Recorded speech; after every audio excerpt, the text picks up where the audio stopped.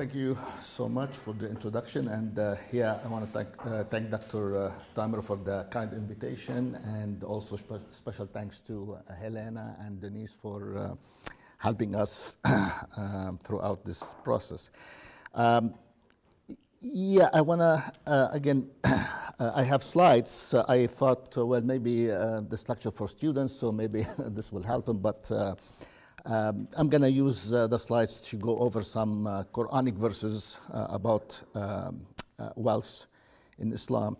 But I want to start with an introduction about the context for those verses that I'm going to discuss. So our understanding of the Arabian culture prior to the rise of Islam is hindered by the scarcity of sources, since the pre-Islamic Arabs produce an oral rather than written culture. One of the richest sources in the world before Islam in general and on the economic inequality in particular is the Qur'an itself. So when we say that, again, what do we know about the economic system before Islam and in early Islam is all from based on the Quran. And I want to mention that the status, I mean, talk about the status of this topic, the research on wealth in Islam, not much written about this topic. If we talk about theologians and jurists, medieval times, again, capitalism, wealth was not something that concerned them. The most famous theologians, the most prominent, those who were prolific, they talked about, well, they defined faith and belief. What makes a person a believer, a Muslim, and that's what they talk about God. Really, wealth was not something that they discussed. Modern times, scholars, theologians, concerned themselves with how do you make Islam compatible with modernity. All right, and then you have books about this topic, but not really wealth. There is a book titled Islam and Capitalism, written by Maxime Radisson, that long time ago. I have a copy of that book, but I never read it because, well, what's in there other than, well, this is what the Quran said. And this will give you the idea about, well, how this topic is not of concern. So, especially in modern times, if we look at the Arabian Peninsula, here we have Saudi Arabia, the birth of Islam, is one of the richest countries in the world. And next door, Yemen, and even that's before the war, one of the poorest countries in the world. How do you, again, how can you not talk about this topic? Why scholars never address this issue? Or they are not really exploring this concept in Islam? Maybe it has something to do with research, maybe here in the West, in the Muslim world, money to finance the field to do research is coming from Saudi Arabia. As we see that research centers in Harvard, in Princeton, in Yale, Georgetown, you have, again, research center on Islamic studies, but they are financed by Saudi Arabia. And now to talk about wealth and say wealth should be shared and the rich Muslims should give to the poor, maybe people say, we don't want to talk about this topic. Let's not talk about capitalism because somebody gonna be offended from those also who give money. All right, so this is, again, you have writings about, yes, Zakāt and ṣadaqa here and there. Omid Safi, Islamic studies scholar, writes, in examining the tensions between Muhammad and his community as recorded in the Quran, we can learn a great deal about the fabric of Muhammad's society. Based on the Quran and the oral culture that was preserved by Muslims, Muslim as well as Western scholars describe pre-Islamic Arabia as a society plagued with economic inequalities. Some Quranic verses which condemned the wealthy for not sharing their wealth with the rest of the society are a clear indication that, in the words of Karen Armstrong, Islam was received by the Arabs of Mecca in an atmosphere of cutthroat capitalism and high finance, and the new prosperity drew people's attention to the disparity between the rich and the poor. Sufi tells us that rich and powerful merchants were zealously devoted to the polytheists' belief of their society, which had them in a privileged position at the top, and that Muhammad's mission was to construct an egalitarian society in which faith and piety would be the only marker of social mobility. W. Montgomery Watt adds that the successful merchant thought only of increasing his own power and influence and was no longer prepared to carry out the chief's traditional duty of looking after the poor members of the clan. One could posit that the few who accumulated most of the wealth in and around Mecca exploited the majority of the people who suffered from extreme poverty and starvation. Against this societal background, the Quran was revealed. The Quran came with a message aimed at bridging the gap between extreme wealth and extreme poverty. It didn't come to eradicate wealth or to make wealth evil. No, it's that how do you close the gap between those who are very rich and those who are poor? Ending starvation, abolishing slavery, and establishing a just system. In the words of Michael Bonner, poverty was clearly of considerable, even central importance for early Islam. And the poor, however defined, are the object of urgent and repeated concern in the Quran. So the Quran strongly condemned extreme wealth, not wealth, extreme wealth, and the abuse of wealth, which prevented people from pursuing higher values. As also, the Quran introduced teachings and laws that elevated those at the bottom of society. So we're going to see those, again, verses. So it's important to note that the Quran is not against private ownership of property or against the accumulation of wealth.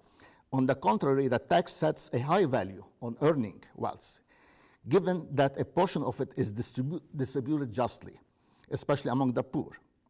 So Muhammad also legitimized property ownership and the accumulation of wealth by telling Muslims, your capital is yours to keep, as long as you will neither inflict nor suffer inequity.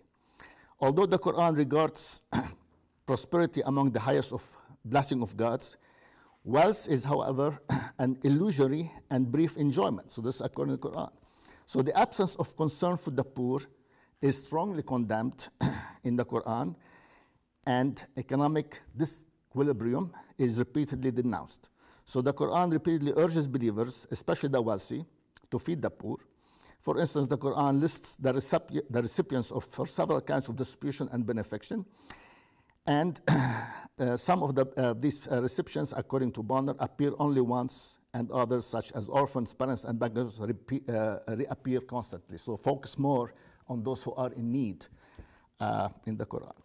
All right, so the Quran holds that one major cause for the decay of societies is to neglect the poor, and here the Quran is addressing the wealthy and this saying that, well, you need to do a better job.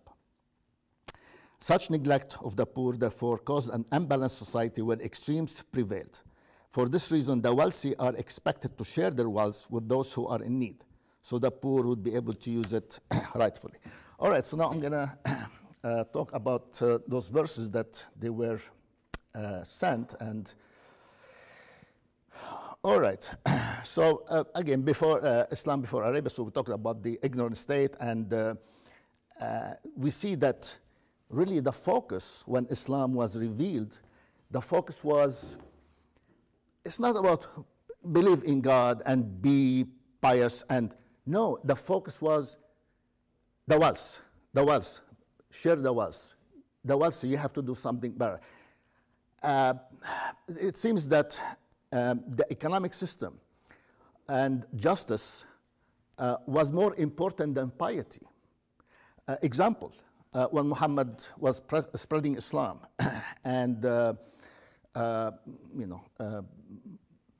people started to convert, and Muhammad was in power when he came back to Mecca, and it's still the city was not believing, not converting to Islam, and Muhammad entered with a great force, the people rushed to Muhammad and said, we will convert to Islam. We will believe in God. We believe in God, but spare us. And Muhammad said, no, you want to be a Muslim?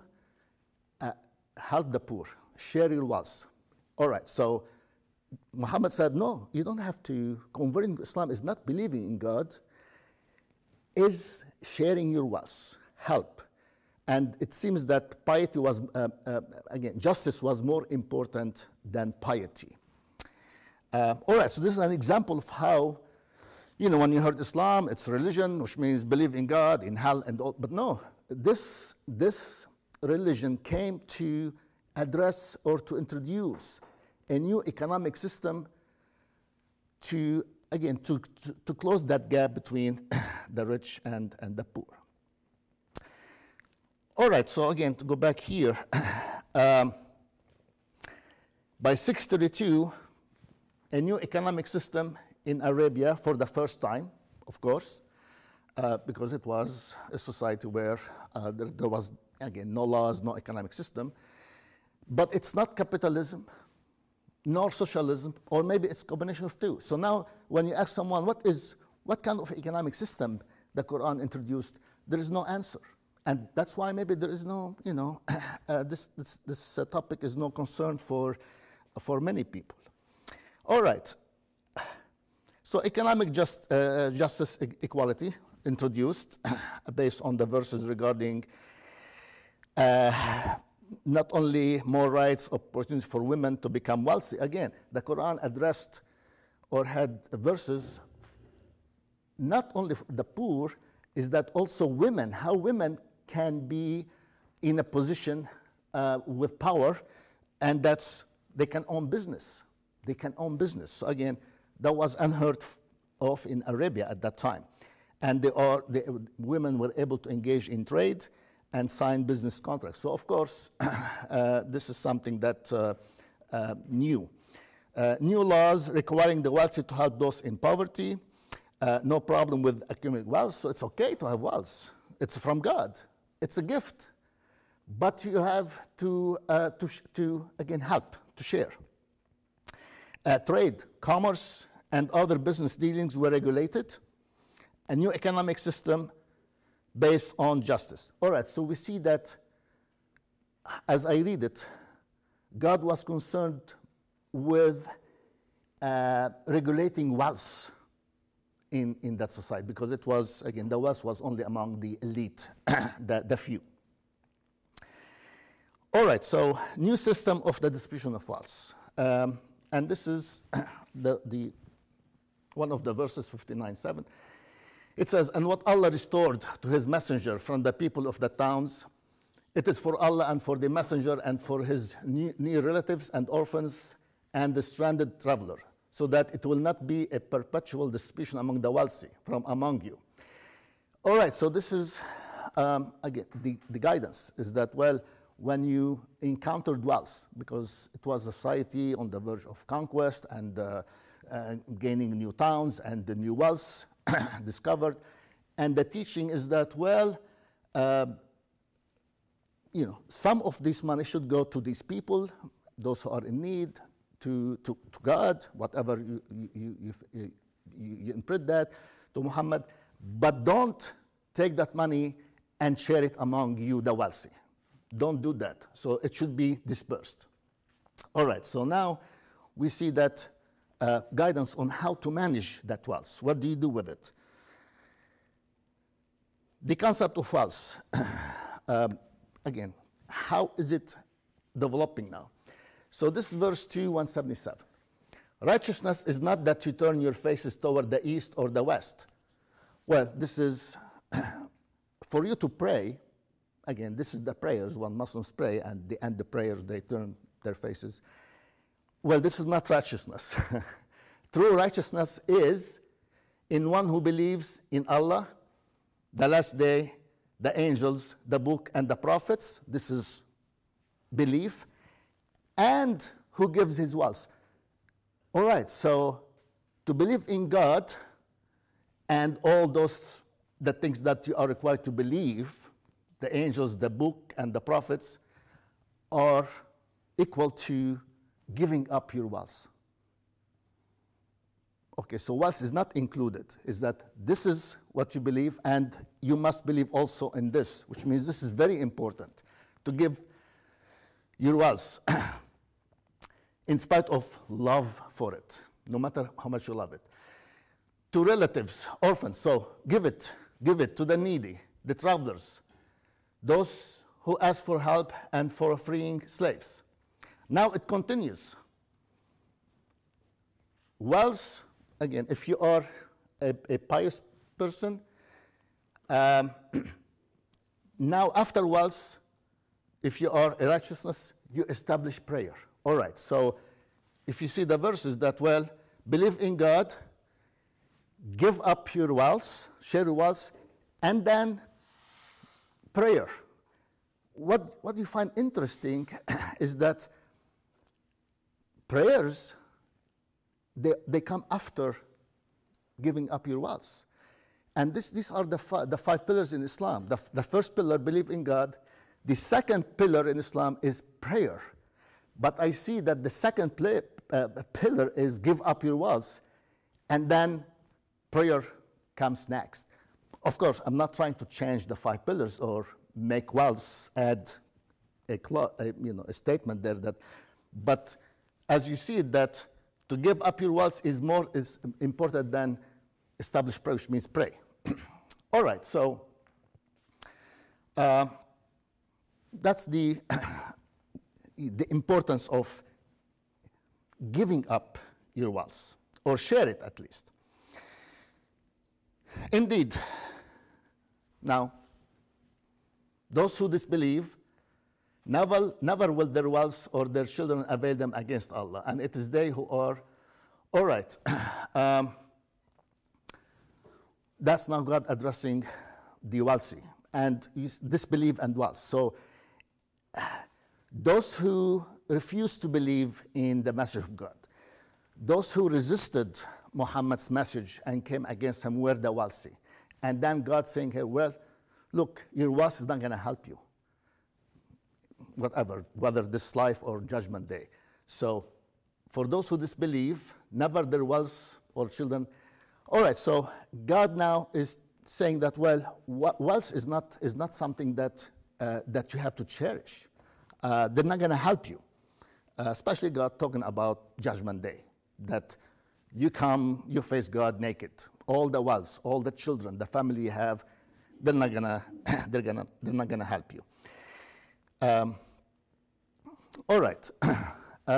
Now, more verses regarding rules and regulations on the distribution of wealth. So we're not talking about against wealth. We have guidance on how you distribute wealth. Do not eat up your property among yourselves in vanity, nor seek by it to gain the hearing of the judges, that you may knowingly devour a portion of the property of others wrongfully. Don't abuse your wealth. Don't use it to bribe people. Don't use it to empower you. So this is one, again, one idea is that, well, wealth should not be used to benefit you. Do not squander your wealth among yourselves in vanity. It's a repetition, which means it's important, except it is a trade by mutual consent. All right, so now you make money by trade, it's fine. But make money, but make sure that when you make money, it's not someone else is suffering. That's one. And then when you make money, you have to share it. Now, and of their taking ribā. The Arabic term ribā, translated to English as usury, when they were, which means interest, but I'm going to talk more about that. When they were forbidden, okay, so God is saying, well, if you charge interest, and this is something forbidden, and of the devouring people's wealth by false pretenses, all right. So charging interest, you give loan and you charge interest, forbidden. Based on this verse, it's forbidden in Islam to give a loan and charge interest, and that's charging interest, you are eating, again, harming people by false pretenses. It's like you're telling them that, well, I'm helping, I'm making money, but you are eating people's again, their livelihood. They who hoard up gold and silver and do not spend it in the way of God. All right, so if you have all these things but you don't spend it, to them give tidings of painful doom. So here you have the threat is that, well, you have this wealth, don't hoard it, don't keep it for yourself, you have to give, share. Okay, now going back to banning ribā or usury, translate to interest, and the verse, do not devour usury, doubling and quadrupling, the sum of it. All right, so these are clear that don't do that. Don't double your money by charging interest. Those who swallow usury cannot rise up except as he whom the devil has prostrated by his touches arises. Okay, so if you charge interest, you are touched by the devil. That's the work of the devil. That's how bad it is in Islam. That is because they say, so people now start to give excuses that, well, why we can charge interest if we can do trade, and trade, you sell something, you buy something, you sell it for you make money out of it. And then God said, no, trade is different from interest. Trade is different, and we're going to talk more about that. But God said, God has forbidden usury and made almsgiving fruitful. All right, so usury, interest is bad, almsgiving is good, and this is what you have to do. So observe your duty to God and give up what remains due to you from usury. And whatever you give for interest to increase with the wealth of people will not increase with God. So your money, you increase your money, but for God, it's, you are decreasing of your faith. All right, so what you give in usury in order that may increase on other people's property has no increase with God. So again, repetition is that, well, so it's here, the charging interest is linked to belief. You charge interest, then which means this will not increase with God, but this is disbelief for God. The Prophet Muhammad also condemned in the most unambiguous words, not only those who take usury, but also those who give usury and those who record the transaction or act as witnesses to it.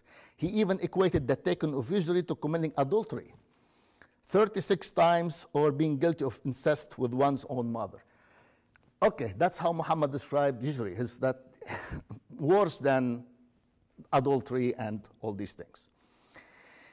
So why banning usury? Why banning interest? Well, Muslim scholars today, jurists, they are still trying to understand this, again, the term ribā. What is it? Interest, but how you make money? I mean, you have Islamic banks today, and they look at these verses, say, well, okay, that's how we make money. We have to give, you give a loan, you charge interest. But there are ways, again, they believe, they say, well, what we're doing, we're not violating any of these verses. Now, we have to understand the historical context of banning usury. The point in question is the predetermined positiveness of the return. So, to give a loan and you are sure it's a positive that you're going to make money, no other option, that's banned in Islam, forbidden, when you know that you're going to make money. It's important to note that according to the Sharia, Islamic law, the waiting involved in the repayment of a loan does not by itself justify a positive reward. Okay, so say, you know, I give you money and I don't have that money and I'm waiting, and the longer I wait, the more interest I charge you because I'm waiting. So according to Islamic law, no. Waiting and making money because you're waiting on the loan to be paid back is not an excuse for charging interest. So the Prophet even prohibited the taking of even a small gift, service, or a favor as a condition for the loan, in addition to the principal. So you give a loan and you're not supposed to take anything beyond what you gave back. All right. So if the return on principle can be either positive or negative, now, okay, so if you give a loan and there is a risk of losing some money, then it's legal, then it's fine. As opposed to, I want to give you a loan and then you're going to pay me back with interest. All right. So what happened is that there must be a risk involved. So if I give you a loan and probably, again, there is a risk that you won't be able to pay me back everything, or you're going to pay me portion of it back, then that's not usury anymore. That is legal. So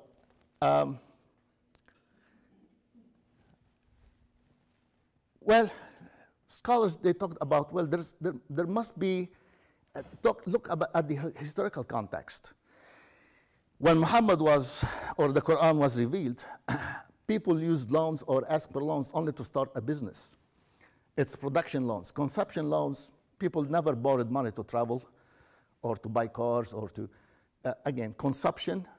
The Quran does not talk about consumption loans.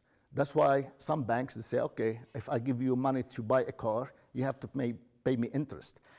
The Quran is talking about production, which means people at the time of the Quran in early Islam were borrowing money to start a business to, again, it's a store or whatever.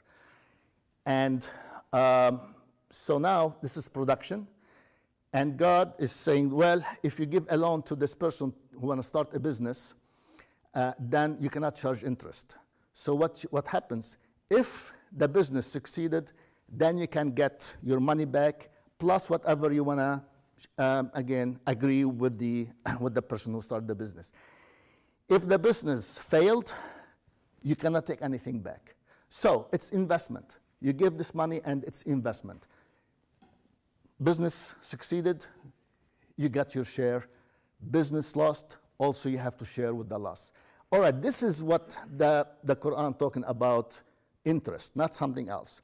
And this is, again, this is to regulate wealth, because people were getting wealthier and wealthier and wealthier, and then God said, no, stop.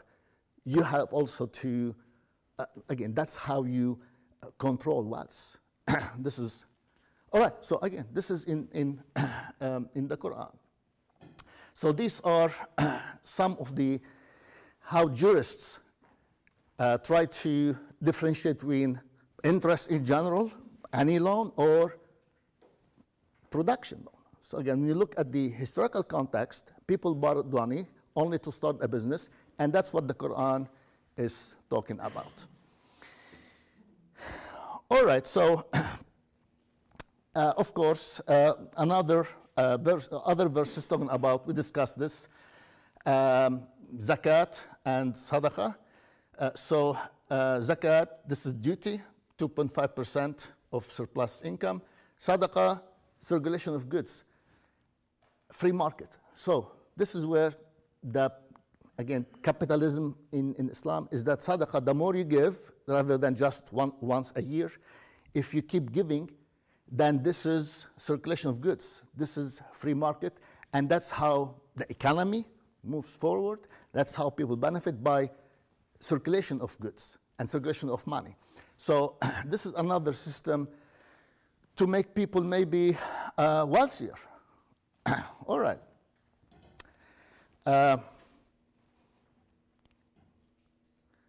Okay, so what we see is that new economic system introduced in Arabia, and it was all to regulate the wealth, and of course to help those who are in poverty, and to close the gap between those who are rich and those who are poor.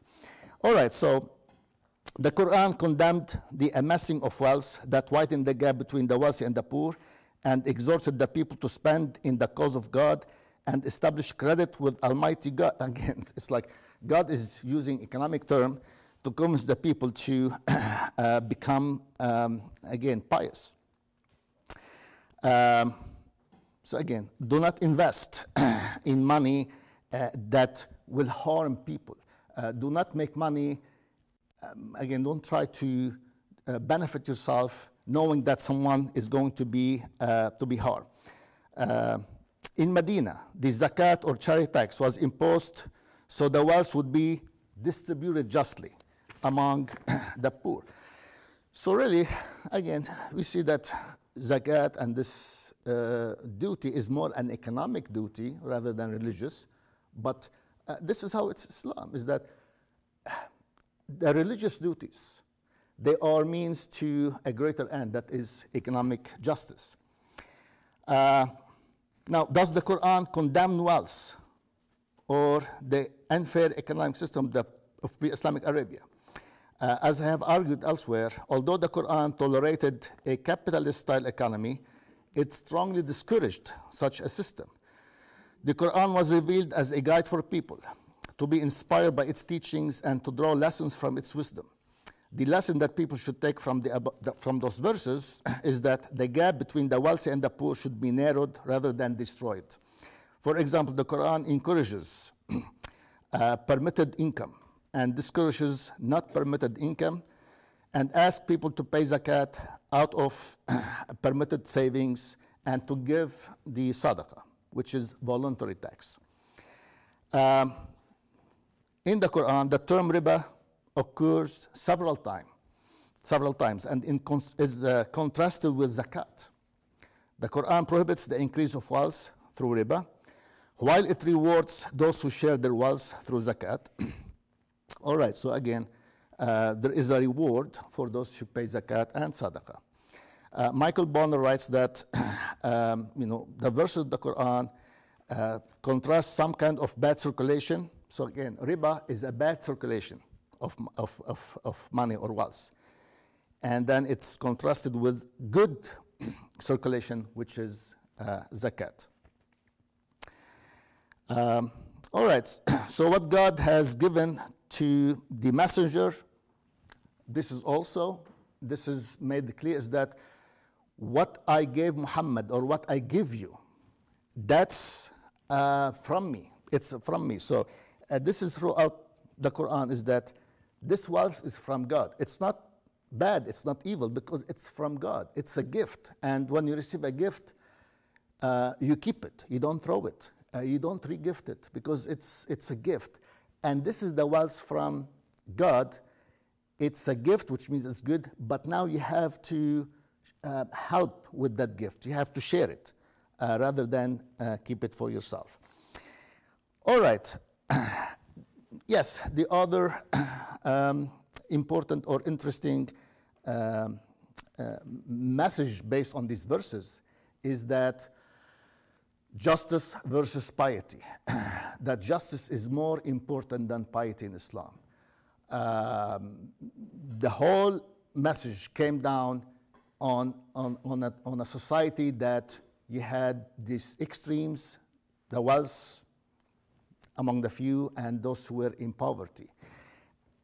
Writings today regarding economic justice and anything else is that, well, Islam is a religion of moderation. And moderation, which means the wealthy should not have, or the people should not have extreme wealth. And those who are in poverty should not live in extreme poverty. So all this message is to, again, bring this moderation into action. Okay, so what also I did with this idea of wealth and economic system, I introduced, and this is maybe needs more attention, how you tie it to the philosophical or mystical conception. There is something among the Sufis, the mystics of Islam, the doctrine of al-fana, which means the annihilation of the ego. All right. So it's popular among the Sufis is that we have to annihilate our ego. And then this is what they see in the Quran, that God is using this wealth or telling the people to give up your wealth in a way is that, well, give up your ego. and again, defeat your ego.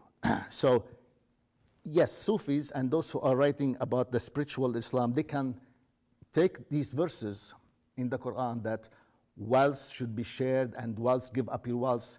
It's a way also to tell people that, well, to be wealthy, which means high ego, and this is harming society. So how do you, give up, again, giving up your wealth is defeating your ego, and of course that will benefit all society.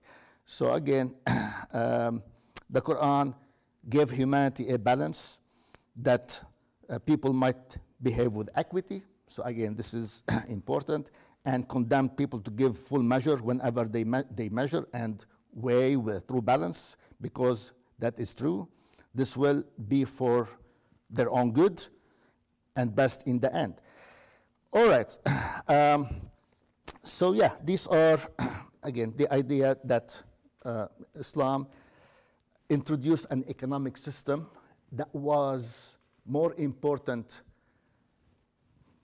in the Quran, more important than to believe in God, to pray 5 times a day, is that, well, the poor and the wealth, those who are, again, these are extremes, should not be extremes, and the idea was to regulate wealth and introduce an economic system, and definitely justice became something more important than piety. So I'm gonna end here and take questions. All right, thank you.